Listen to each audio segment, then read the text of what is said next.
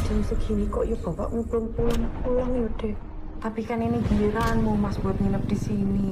Aku udah dandan, udah masak. Aku ini kan cuma istri kedua.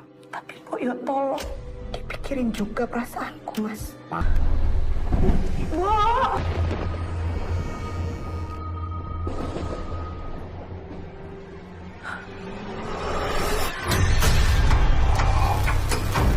أعوذ بالله من الشيطان الرجيم بسم الله الرحمن الرحيم الله لا إله إلا هو الحي القيوم لا تأخذه سنة ولا نوم له ما في السماوات وما في الأرض من ذا الذي يشفعهما وهو العلي العظيم ولا يؤوده حفظهما وهو العلي العظيم ولا يؤوده حفظهما وهو العلي العظيم.